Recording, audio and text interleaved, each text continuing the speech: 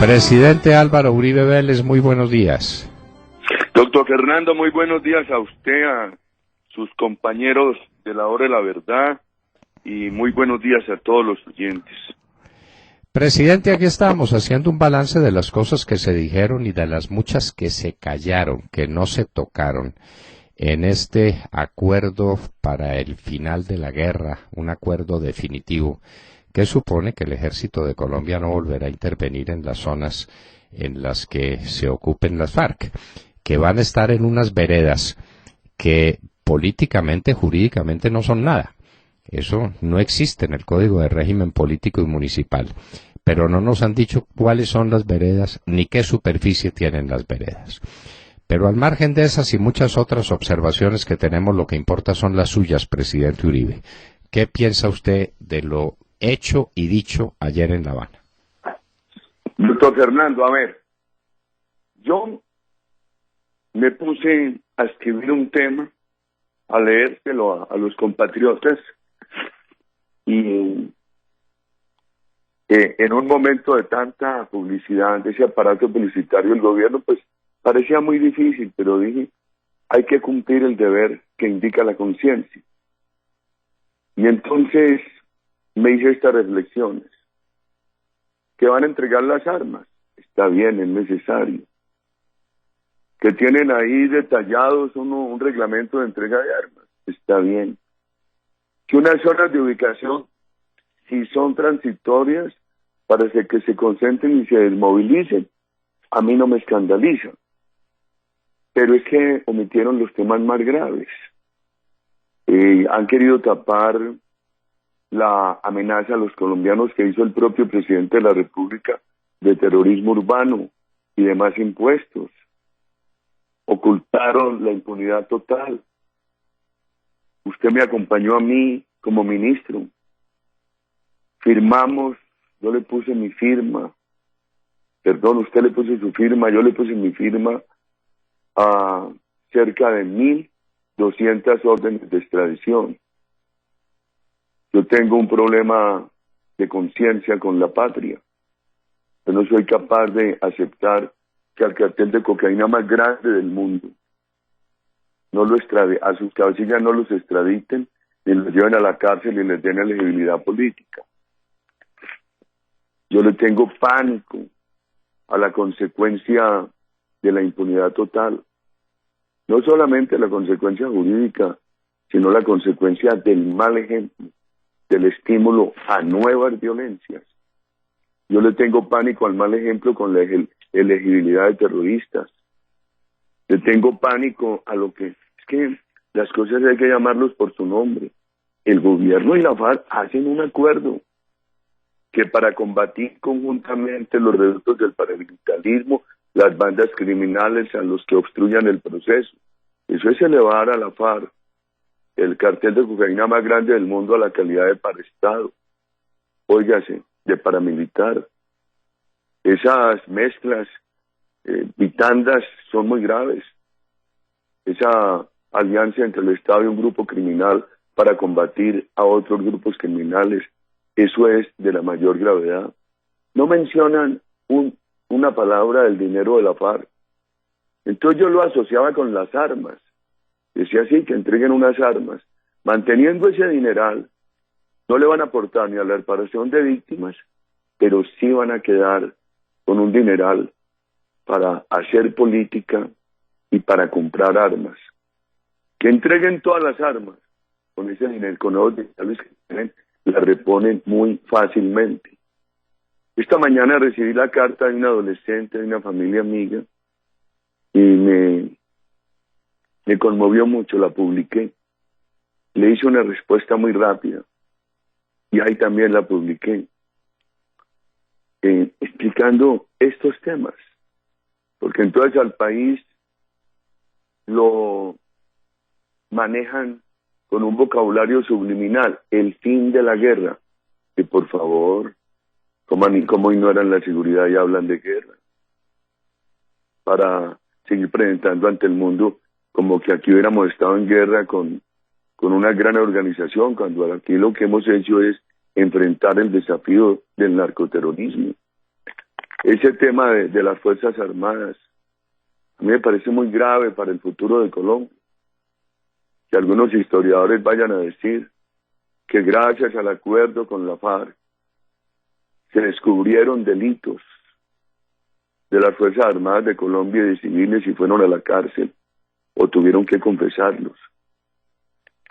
Con esto que han pactado contra las Fuerzas Armadas y contra los civiles, dan lugar a que la historia que se escribe en el futuro sobre la patria no sea la historia de los esfuerzos, de los sacrificios en la formación democrática de la nación, sino la historia, el escrito viciado que presente la historia del país como un país de cafres y unas Fuerzas Armadas al servicio de la violación de los derechos humanos. ¿Por qué lo digo? Porque me imagino una familia, me imagino una esposa, unos hijos, diciéndole a un civil o a un militar, mira, no corras ese albur. Si presentado tú en ese tribunal de justicia transicional, corres el albur de que te lleven a la cárcel en años. No corras ese albur. Lo mejor es que confieses ese delito.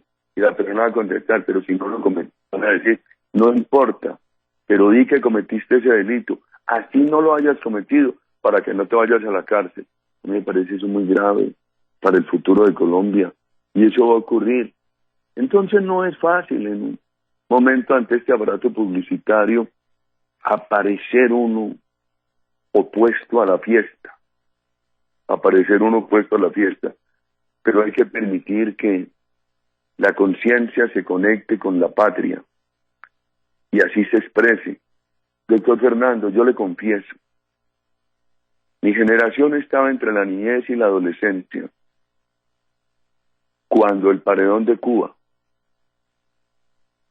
a mí extrañaba, mientras mi madre, mi padre, mis abuelos, mis tíos me contaban cómo operaba el paredón del fusilamiento de Cuba.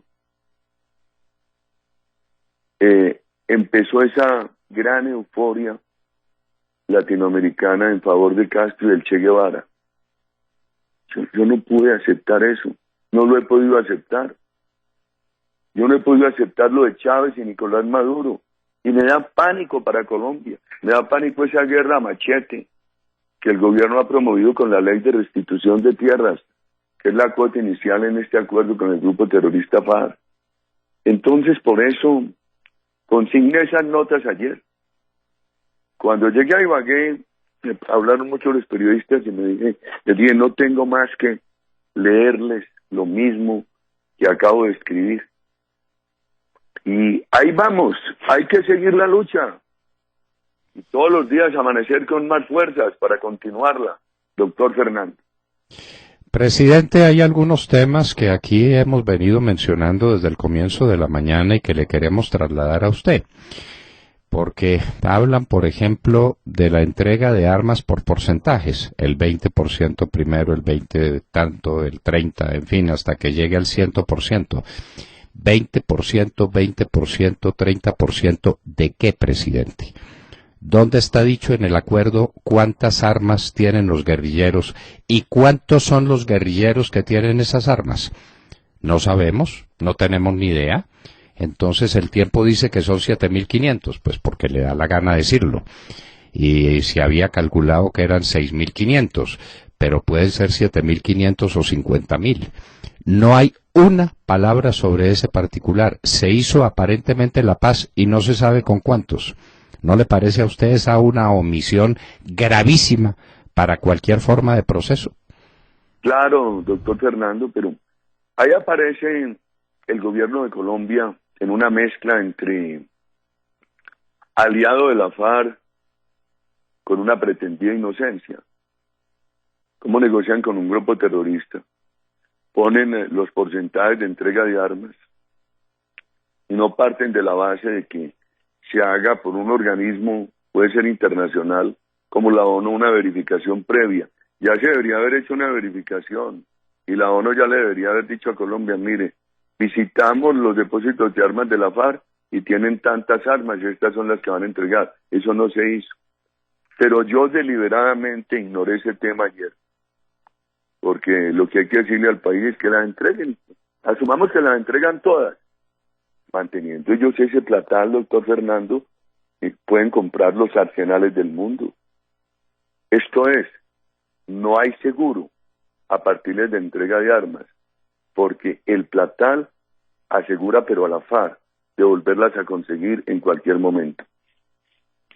Señor presidente, dicen que se van a distribuir, no a concentrar, porque ellos no toleran que se hable de concentración, sino que le dan a esos unos nombres, utilizan unos eufemismos ahí muy raros, en 23 veredas del país.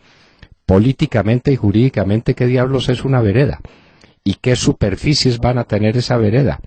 Y esas zonas campamentarias de las que hablan, ¿eso qué es? ¿Eso qué significa?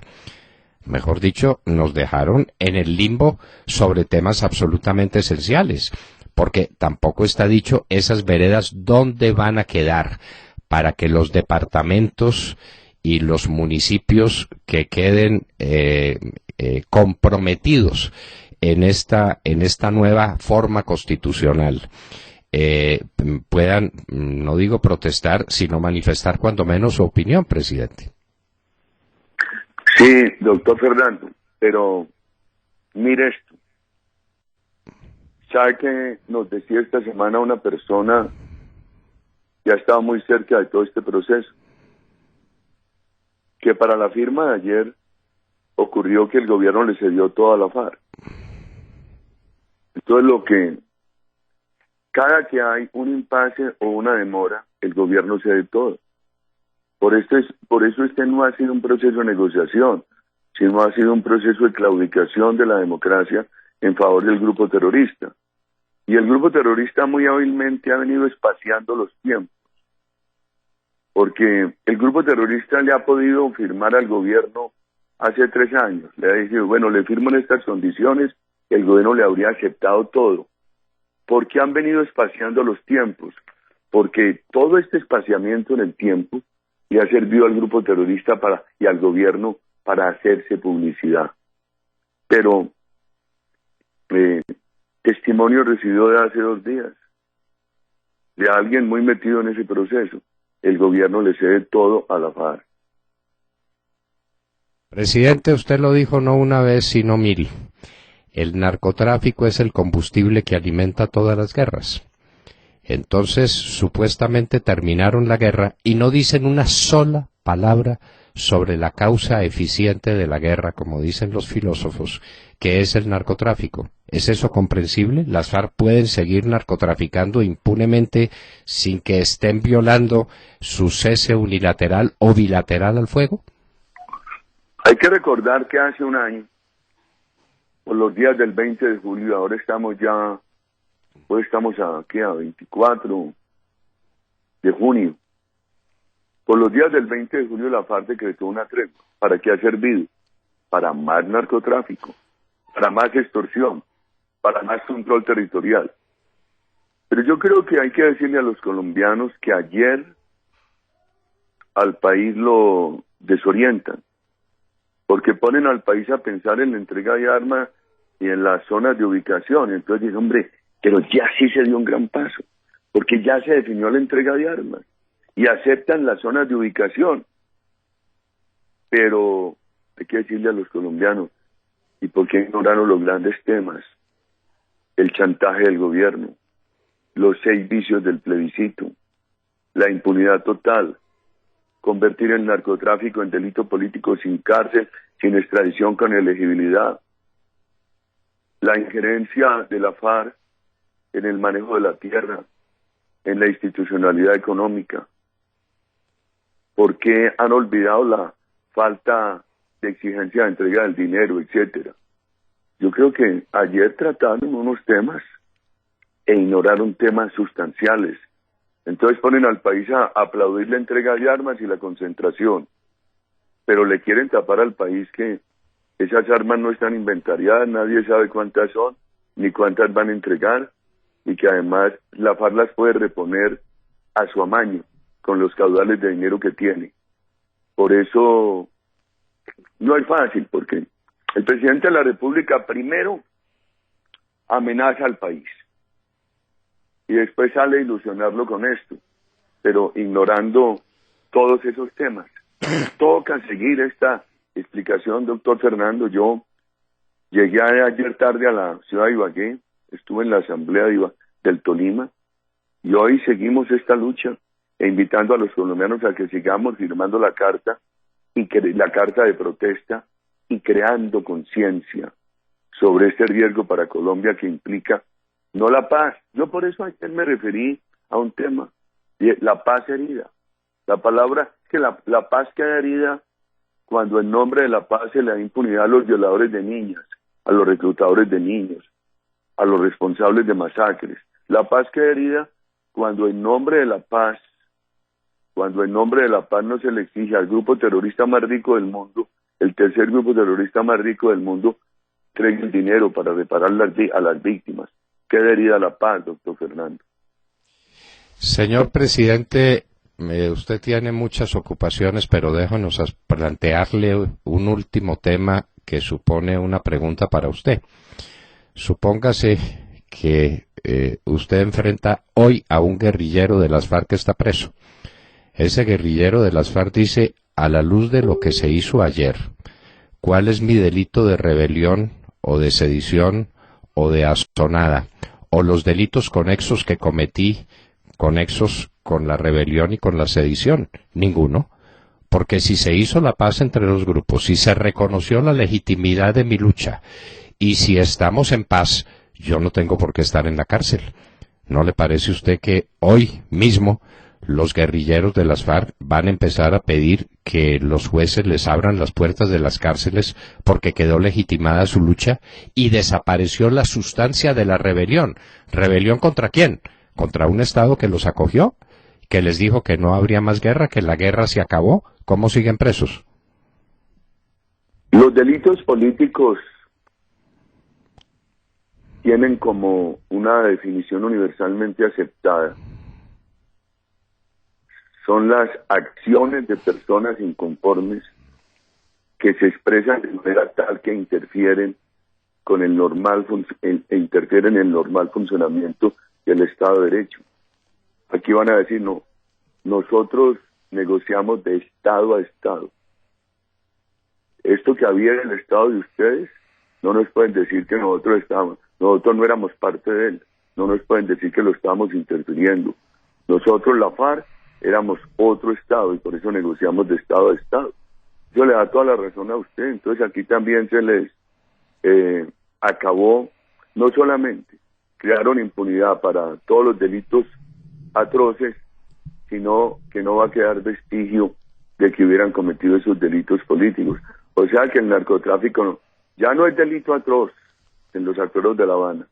Y en estas circunstancias tampoco será delito político. ¿Por qué? Porque un Estado no puede cometer delitos políticos contra otro Estado. Los delitos políticos los cometen, los tipifican personas que pertenecen a un Estado democrático y lo interfieren. Entonces aquí la FARC dice, no, nosotros no pertenecíamos a ese Estado, nosotros éramos otro Estado y como tal nos han reconocido. Que no fácil la lucha. Por eso invito a los oyentes de la Hora de la Verdad a que templemos el alma, porque esta batalla es una batalla larga.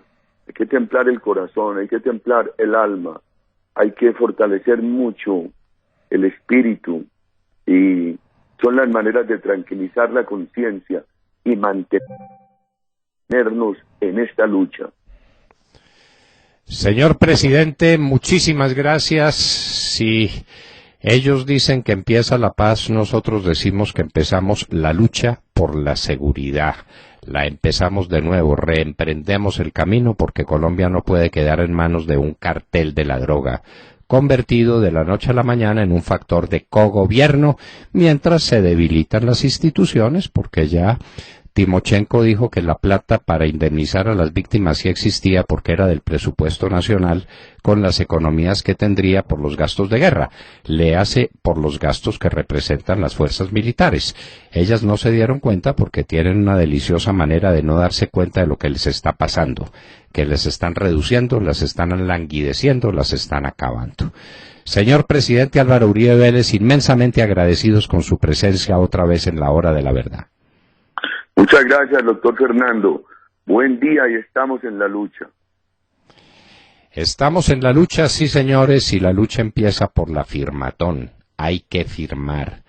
Baje el formulario a www.resistenciacivilcolombia.com. Los que no estamos de acuerdo en que un cartel de la droga se vuelva parte del gobierno, los que no estamos de acuerdo en que se perdonen los delitos atroces, los que no estamos de acuerdo en que se olvide a las víctimas de esta barbaridad, que no se diga una palabra sobre los secuestrados, sobre los niños reclutados, sobre el negocio del narcotráfico, tenemos mucho por decir y lo vamos a decir. 7 de la mañana, 4 minutos.